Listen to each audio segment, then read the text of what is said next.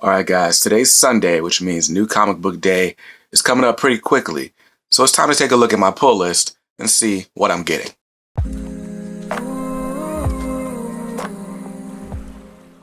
What's up guys, BJ Kicks here. I buy comics, I read them, and I review them, all for your viewing pleasure. And this is What Am I Getting? My weekly show where I go over my pull list. We talk about what I'm definitely getting, what I'm on the fence about, and what I'm going to make a game day decision on. So if you're interested in that type of content, definitely hit that subscribe button so that you're notified whenever I post new videos. Now, today, I got quite the pull list, right? So I got some indie books, I got some DC comics, and I got some Marvel.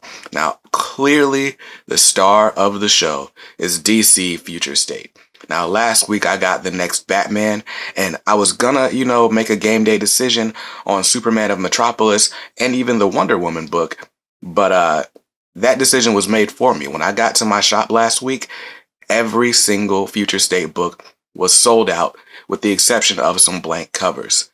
So I was like, well, I guess I'm not getting those. Now, this week, I'm actually pulling almost every Future State book. So that's where we're going to start, with DC Comics. So the first book on my pull list, by the way, shout out to League of Comic Geeks for making this easy and even having a little feature where they add up the prices. But yeah, so the first book that I'm most excited about from the Future State week is Future State Justice League #1. Now, I'm going to read a little bit of this description from LCG, right? So it says, witness the start of a new era for the Justice League, starring Jonathan Kent as Superman, Yara Flor as Wonder Woman, Joe Mullen as Green Lantern, Andy Curry as Aquaman, a new Flash from the multiverse, and Tim Fox as Batman. Together they protect the future, yet apart their identities are secret from even one another. But why? When their greatest adversaries wind up murdered in an abandoned Hall of Justice, all clues point to the Justice League.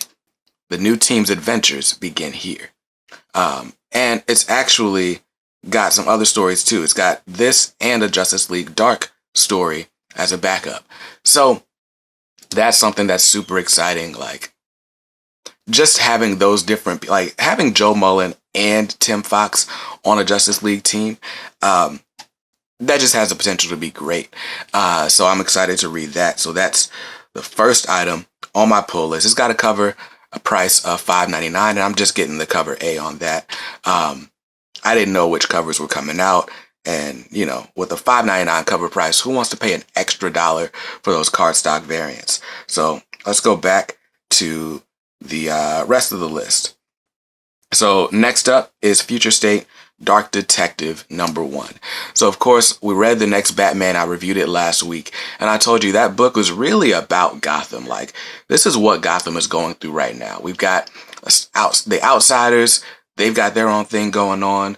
We've got the Arkham Knights. They've got their own thing going on. But then we had the next Batman, Tim Fox, allegedly, putting in work in Gotham proper. Question is, where's Bruce Wayne? So let's read the description here. So, Dark Detective Chapter 1. The world thought Bruce Wayne was dead. They were dead wrong. When the sinister paramilitary organization known as the Magistrate seized control of Gotham City, the original Batman went big to put them down, but even the Dark Knight couldn't predict how far this evil force would go to stop him. Now, Bruce Wayne is on the run. This one is written by Mariko Tamaki, with artwork by Dan Mora, who does a lot of the work on the Power Rangers. He did Once in Future. So very cool, very exciting. I like Dan Mora art, and I always got to know what's going on with Bruce Wayne because he's my favorite. So, and also in this issue, Grifter's back, apparently. So, interesting. So yeah, Future State Dark Detective #1 has a cover price of $5.99. By the way, if you missed out on the Future State books, DC just announced a second printing, and the final order cutoff for a lot of those second printings is today or tomorrow, Monday. So make sure you hit up your comic shop, call them in the morning. Make sure you get those issues if that's something that you want, because they're selling out quickly, and the second printing is going to be even more limited than the first, because they always are. So anyway, that's Dark Detective #1. I don't know if I said it, but it's got a cover price of $5.99. The next one on my pull is Future State Green Lantern #1. There's 3 stories in this. There's one called The Last Lanterns, one called The Book of Guy, and then The Tasking of Sector 123. It says, assigned to map and contact new life forms past the 3,600 known sectors of space, John Stewart and an elite team of lanterns are trapped behind enemy lines and are fighting for their lives when the central and they're fighting for their lives when the central power battery goes dark and leaves the entire core defenseless. Meanwhile, across the cosmos, Green Lantern Jessica Cruz finds herself powerless and forced to battle the invading yellow lanterns of the Sinestro Corps. And Guy Gardner, trapped on a distant world, decides to reopen Warrior's Bar. So I'm just getting the cover A on that. It's a 48-page count, cover price $5.99. And very cool. There's also a cover B by Jamal Campbell. If that cover is in the shop, I'm going to pick it up, which means I got to get there early on Wednesday. But anyway, if that cover is still there on Tuesday, on Wednesday, I'm going to grab that. But if not, oh well. So that's Green Lantern #1, $5.99 cover price. The next Future State book on my list is Teen Titans #1. And here's the description. I'm just getting the cover A on this as well. It's a running theme. It says, when the original New Teen Titans formed a school to mentor and train young heroes, they wanted to help save the world. Years later, Titans Tower is a monument to a graveyard of pupils lost in a terrible battle. Returning to the site of their greatest failure, Nightwing, Starfire, Beast Boy, Cyborg, and Raven plot a course to face off against the evil that destroyed their team and school. Loyalties are questioned and motives are suspect as the former teen heroes must turn to the mysterious Red X, a former student, for help. Don't miss the first comics appearance of this Red X, who was previously only seen in the hit animated TV series Teen Titans, which means this is going to be a hot first appearance in addition to already being a Future State book, which all the Future State books are hot right now. So if you haven't added it to your pull and you're a speculator, you're probably going to want to jump on that. So that's Teen Titans #1. The cover A is $5.99. And there are 2 other covers. There's a Dustin Wynn cardstock variant, which would be $6.99. Oh, wait. Is the Teen Titans not $5.99? Let's go back. Oh, the Teen Titans #1 actually has a respectable cover price of $3.99. Good, saved me $1. So now the cardstock cover is going to have a cover price of $4.99. And it's only a 32-page book. That's why the cover price is a little bit lower. I like that Dustin Wynn variant. If that one's in the store, I'm definitely going to get it when I go. It's a nice watercolor there. But anyway, there's also a Wonder Woman 1984 variant, if you're into that type of thing. And that one's going to be $3.99 as well. That's actually a really good cover. But it has nothing to do with the book, so I'm not going to buy it. All right, and the last book on my pull list for Future State this week is Robin Eternal. Of course, I got to know what's going on with Robin. So, there's Robin Eternal, Part 1. It says Lazarus Resin is on its way to Gotham City, and the magistrate intends to use this regenerative super drug to make himself immortal. That is, unless Tim Drake has anything to say about it. Join the ultimate heist at 20,000 feet as Robin and Spoiler hijack the Sky Convoy that could mean the end of freedom in Gotham forever. If the emotional baggage between Tim and Stephanie doesn't do them in first. It's the fist-flying, skydiving, robot-smashing, fascist-punching adventure that you cannot miss from rising star writer Megan Fitzmartin and top artist Eddie Barrows. Eddie Barrows definitely had a run on Detective Comics, so he's certainly familiar with drawing Tim Drake and Stephanie Brown. So that's going to be cool. That's going to be a great book. And it sounds like a really action-packed issue. So I'm excited about that. It's got a page count of 32, and it's only got a cover price of $3.99. I'm getting the cover A, although that Daniel Warren Johnson cardstock variant looks pretty cool too. Daniel Warren Johnson did Wonder Woman Dead Earth, and yeah, it looks really nice. So there we go. All right, so that's my DC Comics pull, and clearly That's got the most books in it. If I buy all my DC books this week, that's going to be $28. So not bad, but DC's really been taking over the pull list lately. So let's move on to Marvel Comics. My Marvel Comics pull is pretty simple. It's ASM 57. Now, the cover A by Mark Bagley looks cool. It looks good, but I'm getting that cover B. It's by Marco Mastrazzo. I still have not caught up with this Last Remains and everything like that, and it's wrapping up. My understanding is that 55 was supposed to be the end of it. 56 had more of the epilogue stuff in there, and now 57 should be kind of starting a new thread, a new story arc. So, again, I want Spider-Man to be doing action stuff. Right? I need Spider-Man in action poses. I need him fighting. I need him looking cool, right? If anybody's going to draw Spider-Man well, it's going to be Mark Bagley. So I'm going to stick with the book. And as soon as I catch up, I'll decide whether or not it needs to go or be on the chopping block. But for right now, it's firmly there. And if they keep doing these amazing variant covers, they're going to keep me even longer. So that's got a cover price of $3.99, and that's what I'm picking up. And then the next book on my pull list is Marauders Issue 17.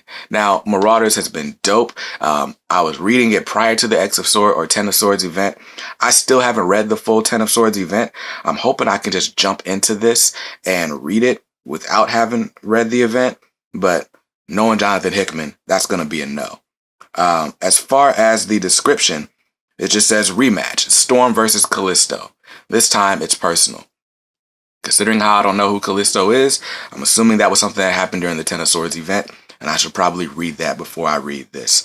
But that cover A looks sick. Like, look at that. It just looks really good.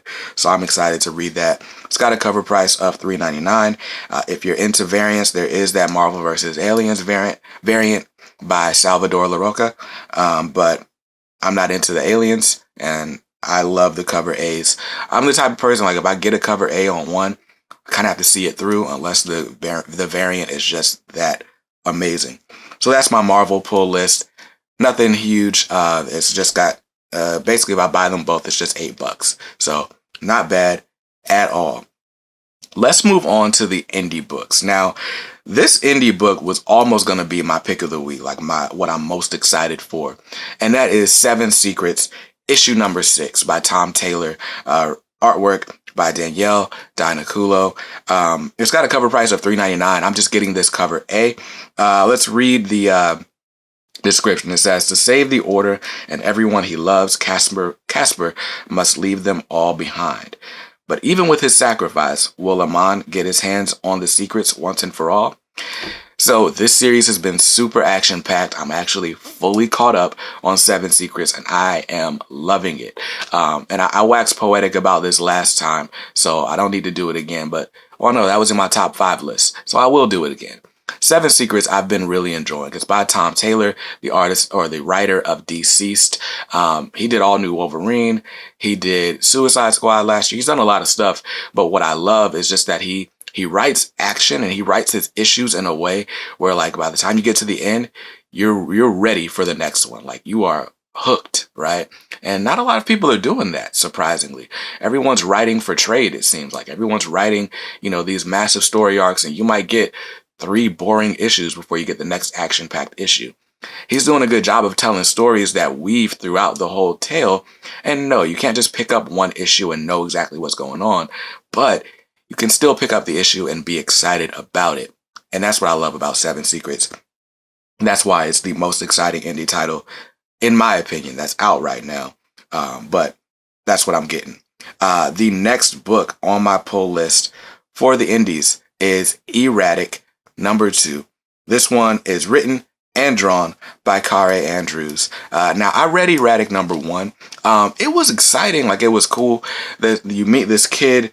I think his name is Oliver. Yeah, Oliver Leaf. You meet this kid. He's a teenager, and he's basically like Peter Parker, but like even more unlucky, right? Like, just everything bad happens to him. He can use his powers for like 10 minutes at a time. In the first issue, it was kind of teased that exposing the fact that he has powers is not going to be a good thing for him. So I'm interested enough to pick up issue 2, even though the series didn't make me feel like, oh man, I'm in love. But I'm definitely going to read issue 2, and I'll let you guys know what I think about it. But yeah, I'm just getting that cover A, and it's got a good old cover price of $3.99. Gotta love these indies. The indies aren't price gouging. I don't know what's going on with Marvel and DC. DC especially. I mean, the next Batman was like a $9 book. The other Future State titles are like $5.99 each, except the random ones that are $3.99. So I'm excited that indies are still, not price gouging. So that's my pull list for this week. Now, as you notice, there's really nothing on the chopping block. The only thing that may have made it to the chopping block was E-ratic number 2, but I enjoyed issue number 1 enough to at least see number 2 through. Now, number 3 might end up on the chopping block, but we'll see how it goes. Now, there are 2 books on my maybe list this week, and let's talk about those. So, the first book on my maybe list is Sword number 2. That's from Marvel Comics, obviously, coming out of the Dawn of X. Really, the thing with Sword is that it's a team that I've not really invested in, and there are just so many X-Men books coming out.